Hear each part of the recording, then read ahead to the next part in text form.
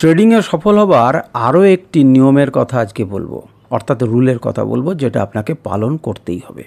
এর আগে একটা NSNT রুলের কথা বলেছিলাম। এই রুলটার নাম হচ্ছে FRPT রুল। FRPT আপনাকে যদি সফল হতে হয় তাহলে ওই রুলটির সঙ্গে এই রুলটিকেও কিন্তু আপনাকে ফলো করতে হবে।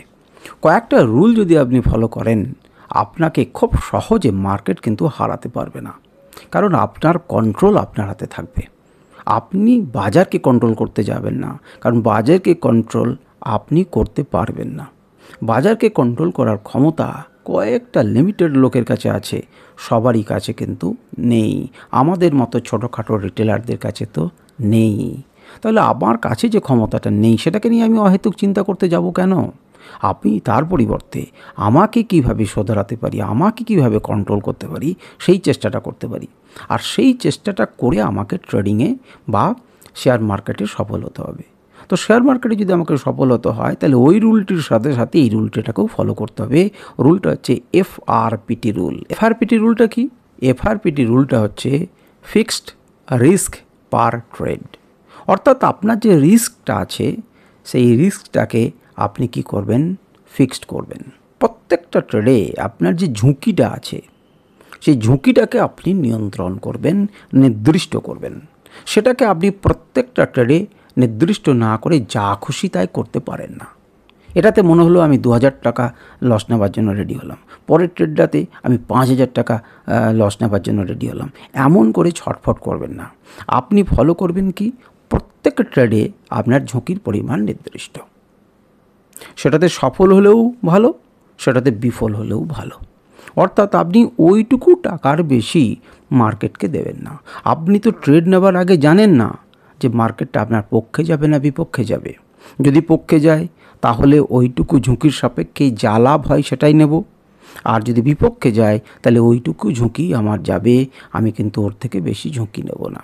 কিন্তু আপনার কোনো সময় মনের মধ্যে চলে এমন যে এটাতে যদি ঝুঁকি নিই না, এটাতে আমার প্রচুর লাভ হতে পারে। আপনাকে সেখানেই আপনাকে গড়বড়টা করে দেয়। কোনো ট্রেডে আপনি প্রচুর লোকসান করলেন, আর কোনো ট্রেডে আপনি লাভ করলেন। কোনো ট্রেডে আপনি লাভ করলেন এবং যখন বেরিয়ে গেলেন, তখন দেখলেন তার থেকেও প্রচুর প্রচুর প্রচুর লাভ হয়ে গেল। তখনই আপনার লোভটি জেগে যায়, ইস যদি আমি ধরে থাকতাম, ইস যদি আমি আরও একটু ঝুঁকি নিতাম। না, কোনো মতেই আমি নেব না। আমি নির্দিষ্ট করে নিয়েছি আমার ঝুঁকির পরিমাণ, আমি নির্দিষ্ট করে নিয়েছি সেই ঝুঁকির সাপেক্ষে লাভের পরিমাণ। আমি বেশিও চাই না, আমি বেশি দেবও না। যদি আমি বেশি সেখান থেকে পেতে পারি, ট্রেল করে স্টপ লস আমি পাবো। যদি না পাই, ঠিক আছে, আমার ওই পর্যন্তই। কিন্তু প্রতিদিন অল্প হোক, কিন্তু নিয়মিত আসুক। পরিমিত হোক, কিন্তু নিয়মিত আসুক। কথাটাকে মনে রাখবেন, পরিমিত হোক কিন্তু নিয়মিত আসুক। যদি আপনি প্রত্যেক দিন অল্প অল্প অল্প অল্প অল্প করে প্রফিট করতে থাকেন, 0.5 করে করতে থাকেন, তাহলে কত পার্সেন্ট হয় হিসেব করে জানেন? যদি 0.5 করে যদি আপনি প্রত্যেক দিন রোজগার করতে পারেন, অর্থাৎ দুদিনে 1% করতে পারেন, তাহলে কত পার্সেন্ট হয় জানেন?